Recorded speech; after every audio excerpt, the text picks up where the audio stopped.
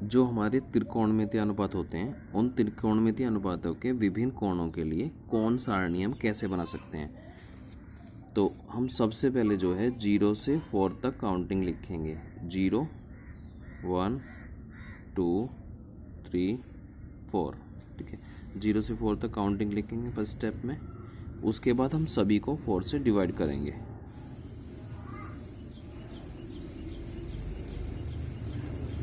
Divide किया, divide करने के बाद इनको सॉल्व कर लेते हैं। अगर कोई सिंपलेस्ट फॉर्म में लिखे जा सकते हैं तो 0/4 क्या हुआ 0, 1/4 इज 1/4, 2/4 को लिख सकते हैं 2 1 2, 2 2 4, तो यह है हमारा 1/2।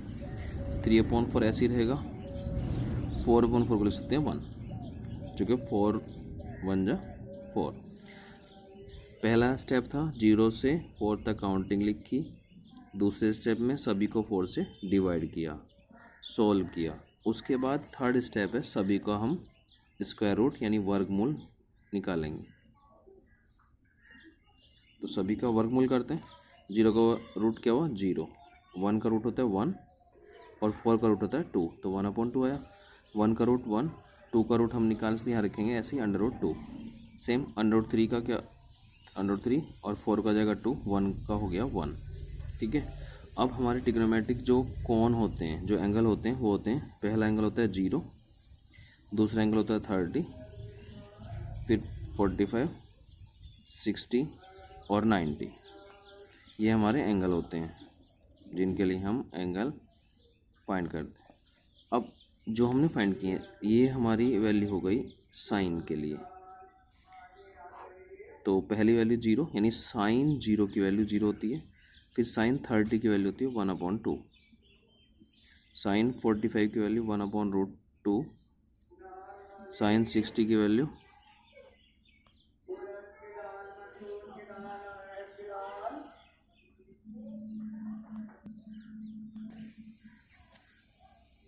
√3/2 1।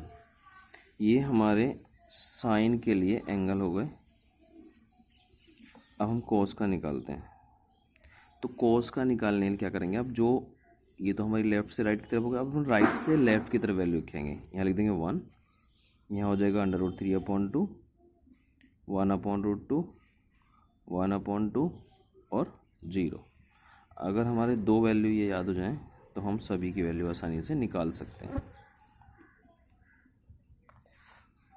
फर्स्ट ध्यान रखना, sine 0 0, cos 0 1, sine 30 1/2, cos 30 √3/2, sine 45 1/√2, cos 45 1/√2, यानी साइन 45 और कॉस 45 की वैल्यू इक्वल होती हैं।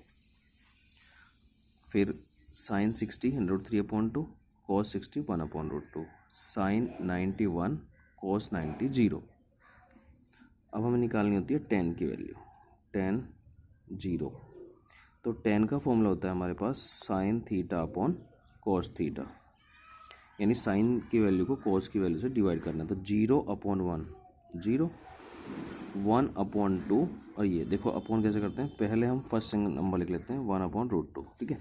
सेकेंड नंबर को रेसिप्रोकल करके इसके सामने लिख देंगे, तो ये हो जाएगा 2/√3। 2 से 2 कैंसिल, बचा क्या 1/√3, तो यहाँ लिखेंगे हम 1/√3, ठीक है। ये दोनों सेम है तो वैल्यू हो जाएगी 1, क्योंकि देखो ऐसे हो जाएगी 1/√2। फर्स्ट नंबर कैसे लिखेंगे इसको, दूसरे को रेसिप्रोकल कर लिखना है, तो √2/1, 2 से 2 कैंसिल 1 आया।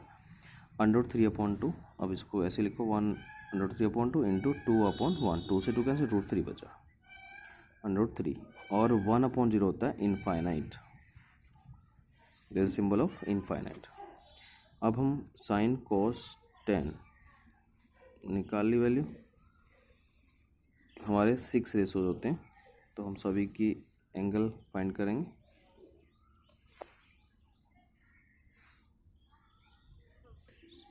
कोट की वैल्यू के लिए क्या, कोट का फॉर्मूला होता है 1/tan θ।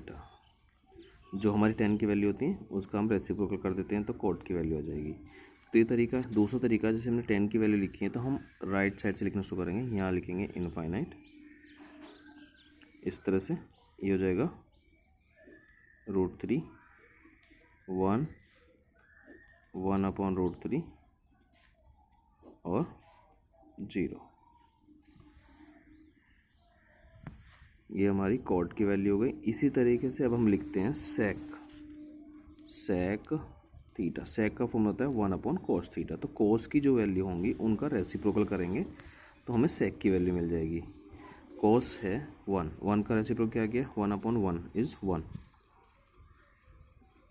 फिर दूसरी वैल्यू दी हुई हमारी कोस 30 की वैल्यू थी √3/2, तो यहाँ हो जाएगी 2/√3। ठीक है, इसी तरीके से 1/√2 हो जाएगा 2 √2, 1/2 का 2 और इसका हो जाएगा 1/0 यानी इनफाइनाइट। इसके बाद आता है कोसेक थीटा।